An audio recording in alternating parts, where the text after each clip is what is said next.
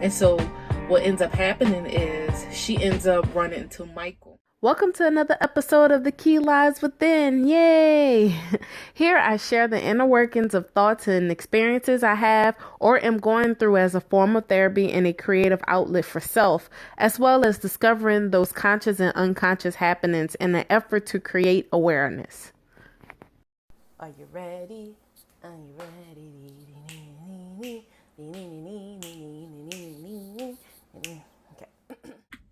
So Getting to Happiness picks up 15 years later from Waiting to Exhale. So it's about 2005. And what is cool about it, for each character, you have four different women reading it. Terry McMillan reads for Savannah, and then three different other women reads for the other characters.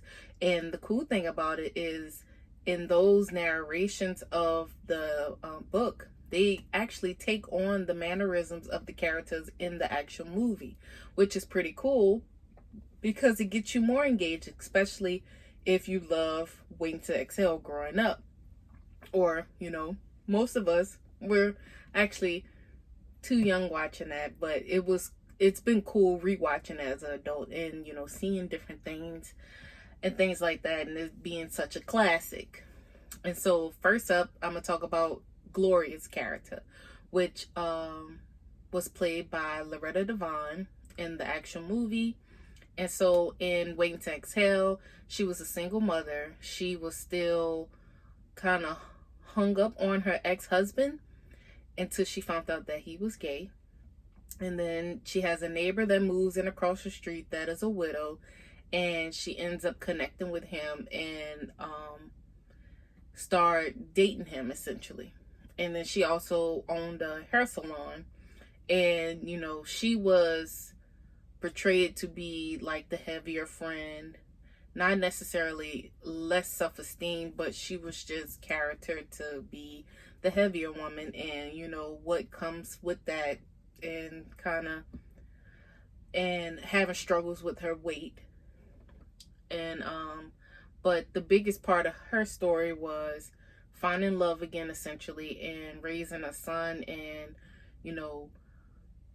kind of trying to be there for him as he's finding out that his dad is gay, and how that impacted him being pretty much, because he was a senior in high school, so I imagine the character was between 17 and 18 years old.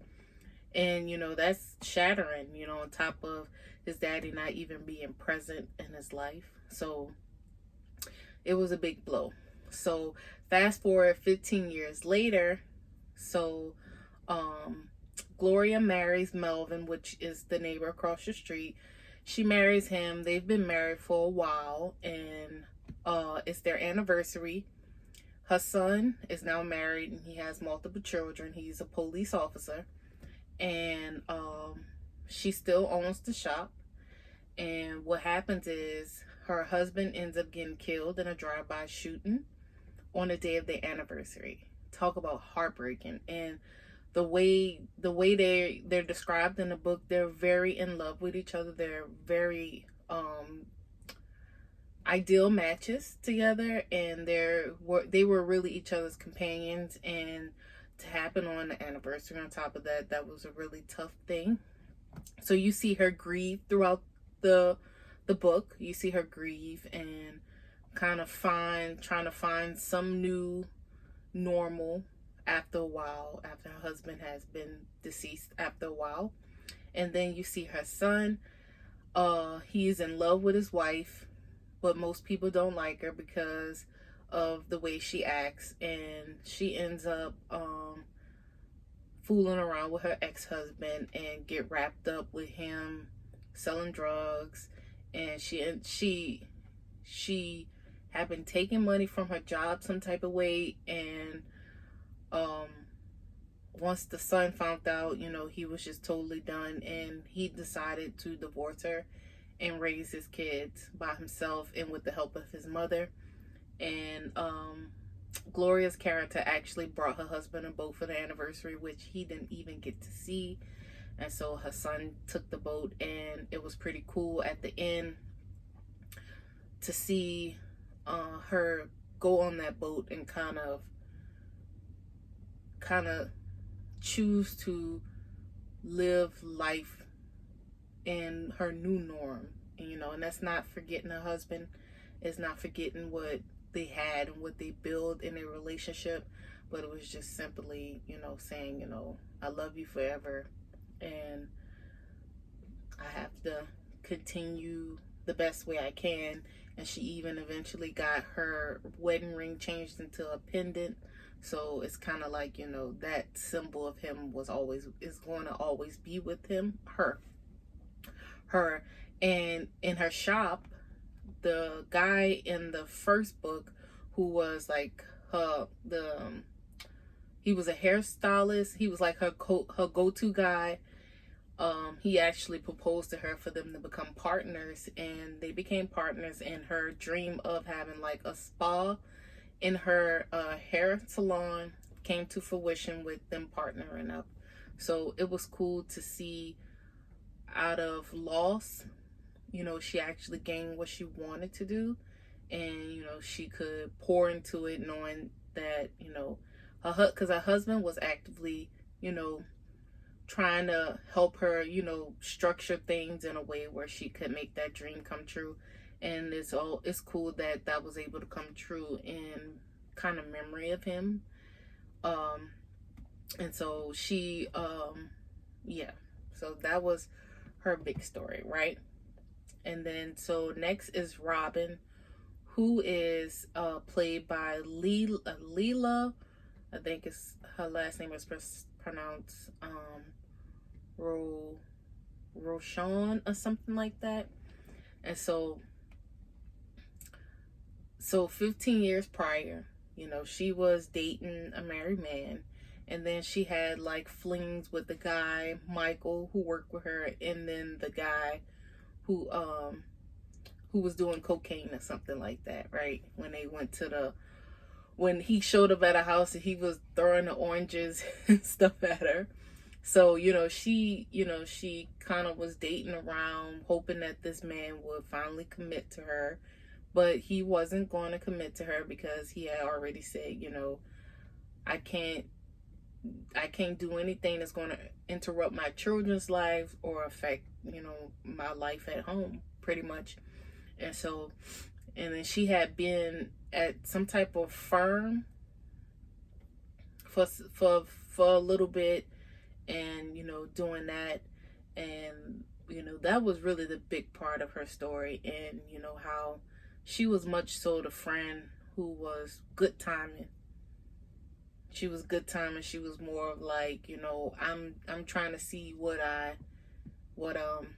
it is I like in the midst of waiting on this man, kind of thing. But 15 years later, and then she was pregnant at the end of the first book.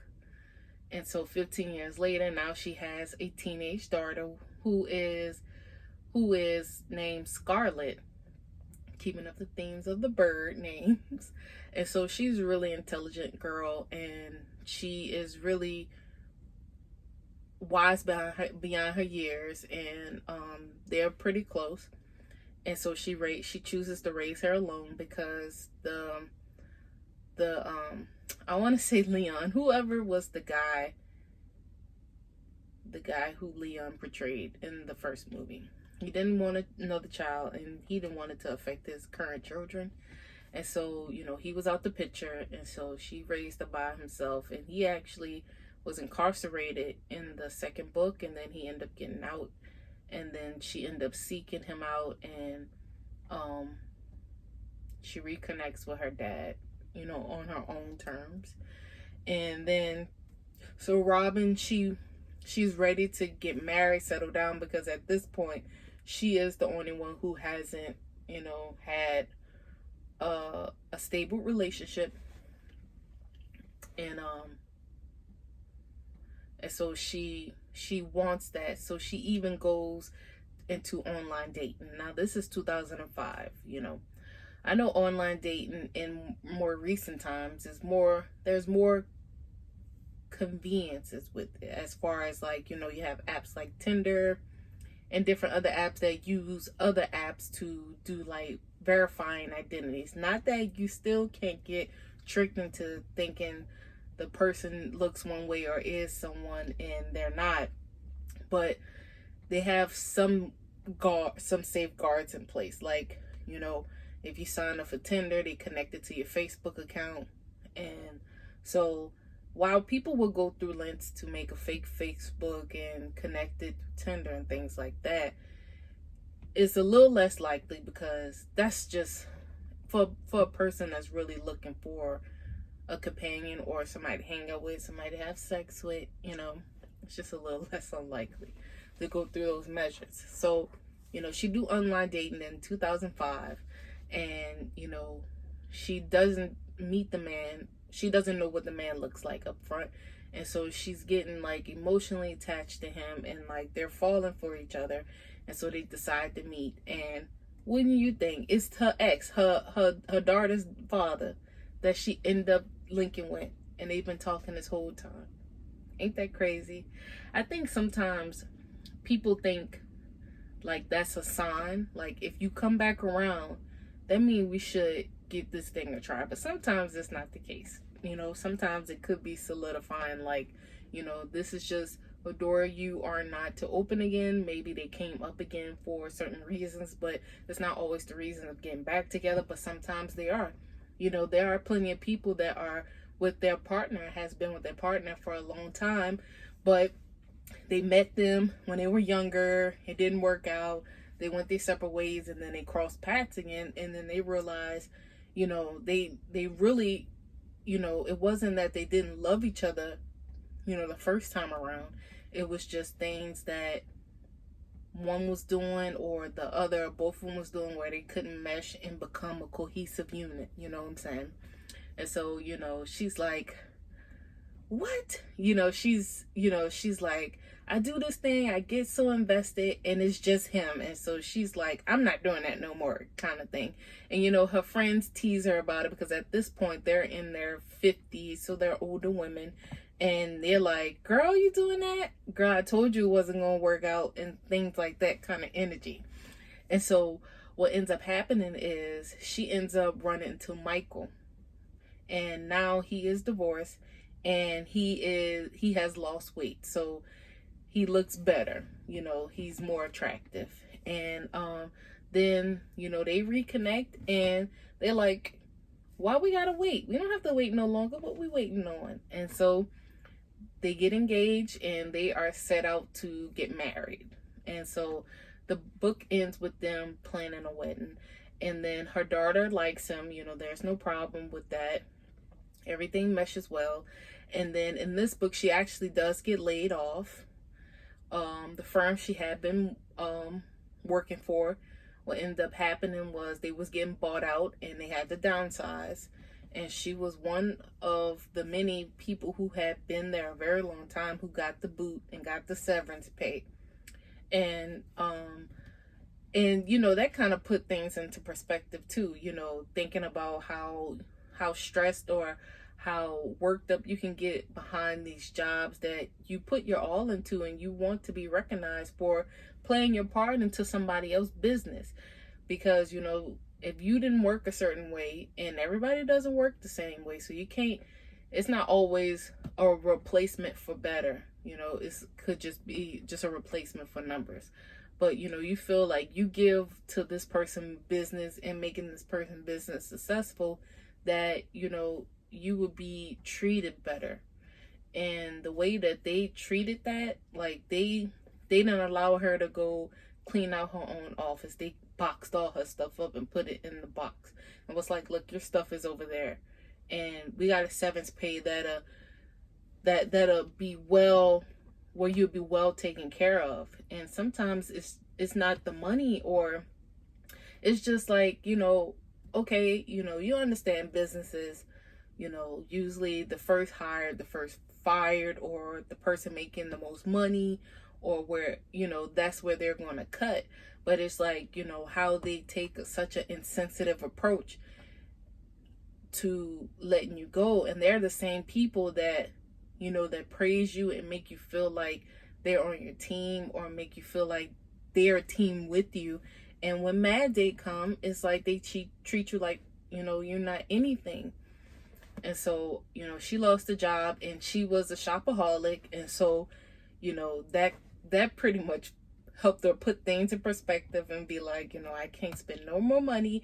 I have money saved. I have this severance paid, but I really have to reconsider how I'm living. So I think that was cool. So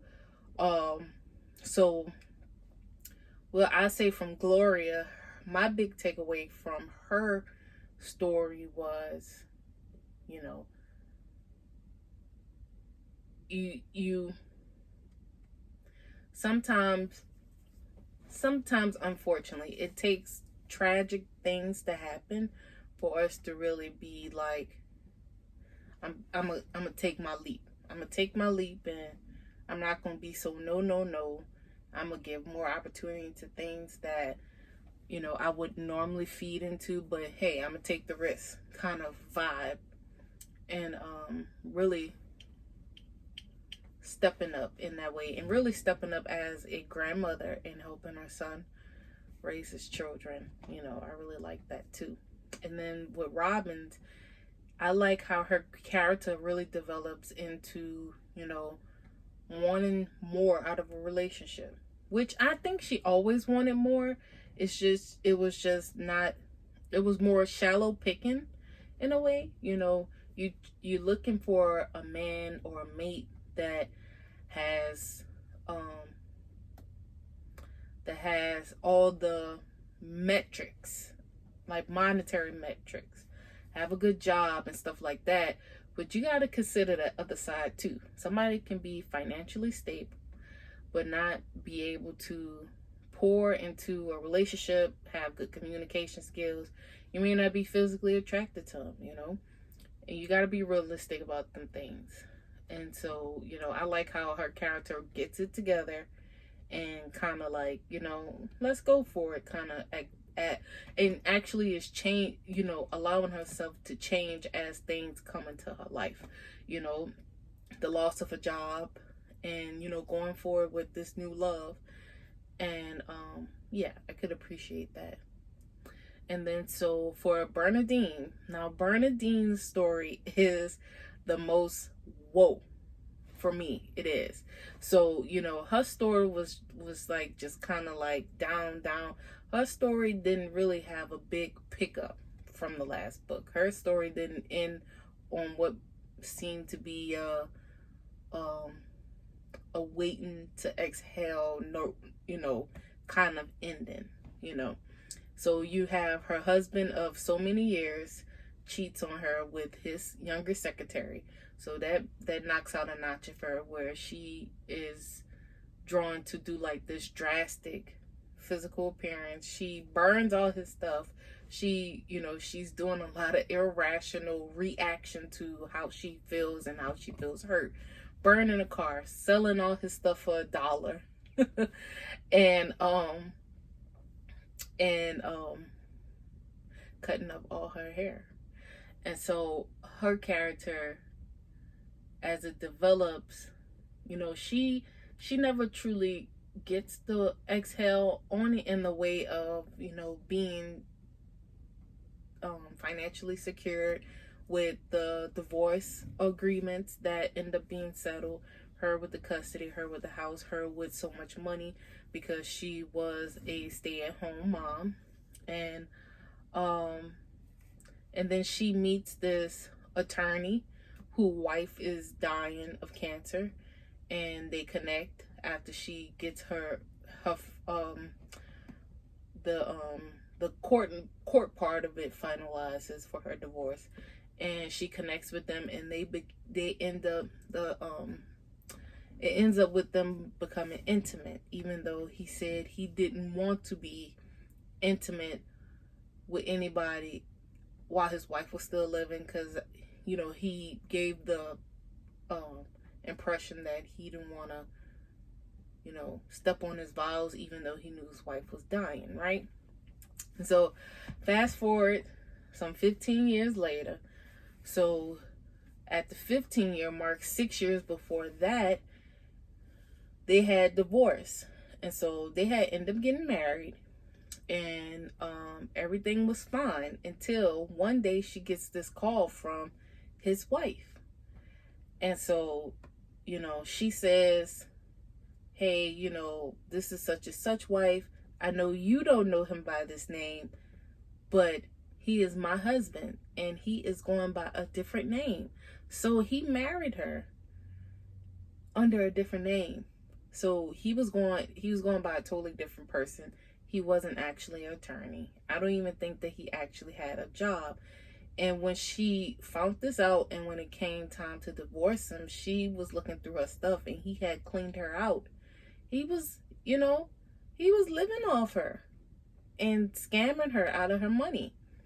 And so, it turned out he had a wife, he had kids. The wife didn't have cancer. You know what I'm saying? He was going by the second name. He wasn't an attorney. And according to the first wife, he was, all his brothers was well off, but he wasn't the one who was. So I guess he kind of played into that attorney thing, and giving her this persona, because that's what he wanted. He wanted to be something in a family where they viewed him as nothing. And so and then he would be gone so many days out of the week, so I guess that's when he would go back to his family and then come back to Bernadine.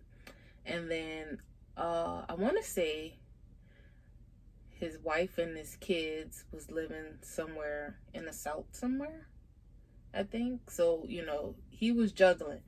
And I think the reason she found out is because something got mailed to them in his new name or something like that. And she started digging and she felt she should tell him. And so Bernadine called him and, asked, this woman? No, not Bernadine. The wife called and said, this woman? She called, or something like that.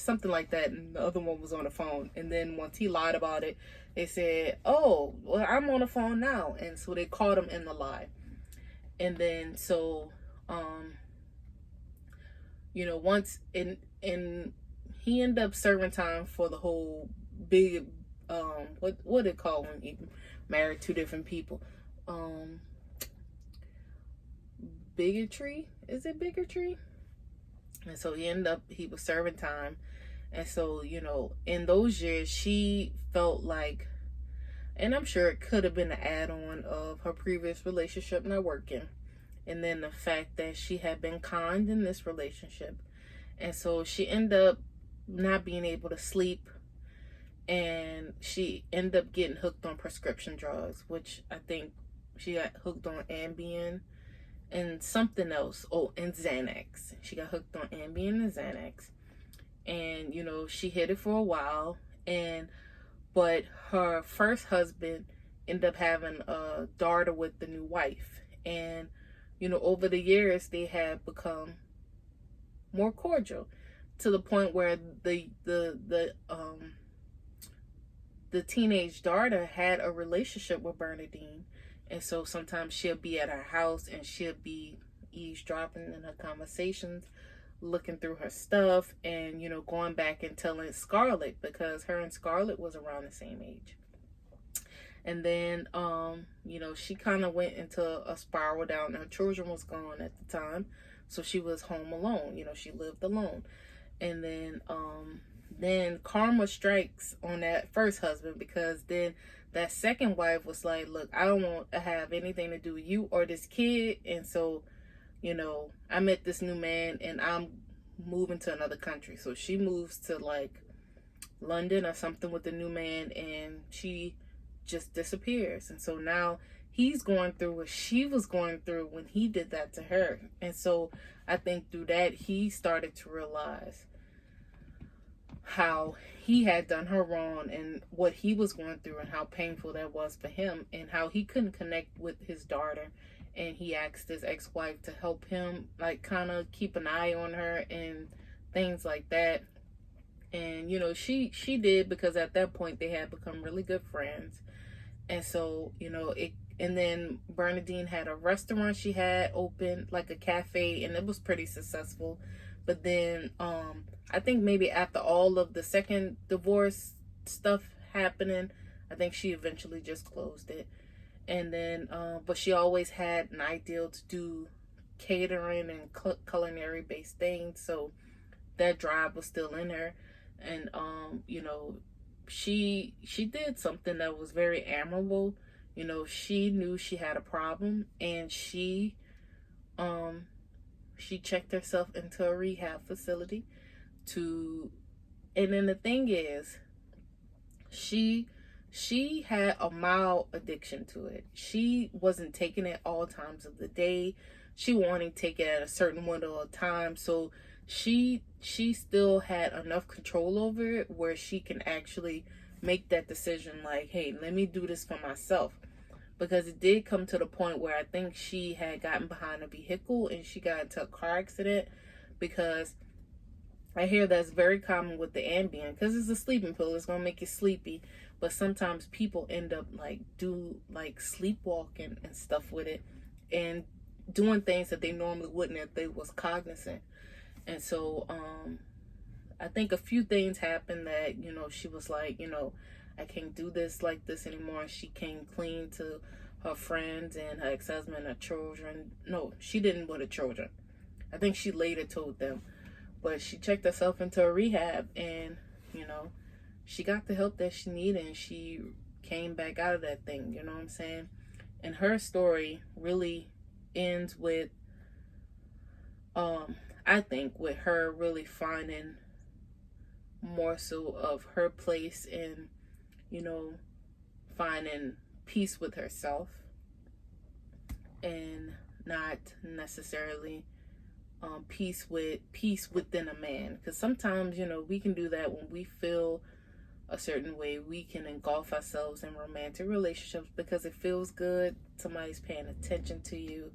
They making you feel good despite of you feeling ill about certain things. And, you know, I think that's what happened with the second husband. And the daughter ended up coming out being gay. And then the son was his girlfriend was pregnant, and they was getting married, and they was moving back in the house with her temporarily. So, you know, it was some big changes. But, you know, with the daughter, you know, they kind of knew, always kind of, you know, some parents, they always kind of know. But that's what I got from Bernadine's story. And now to Savannah's story. Then Bernadine was played by Angela Bassett. And then Savannah's character was played by Whitney Houston in the movie. And so Savannah's story is, she was some type of TV producer, and, you know, she was looking for love too. And, you know, she had a close relationship with her mom, and she ended up dating a guy, and it turns out he was still in a relationship. And, you know, she just couldn't do it anymore, even with her mama saying he's a good man, he's getting a divorce. But, you know, Savannah felt like, you know, he really wasn't doing that, and she didn't want to be no part of him, you know, doing anything bad towards his family. And then so her story, I feel like they didn't, in the movie, it really wasn't a big focus. She was more like the afterthought in the portrayals. Like, she didn't have like a big storyline like everybody else had. But fast forward 15 years, she's still a TV producer and producing shows and curating shows. And she's married. She's been married for probably 10, 11 years.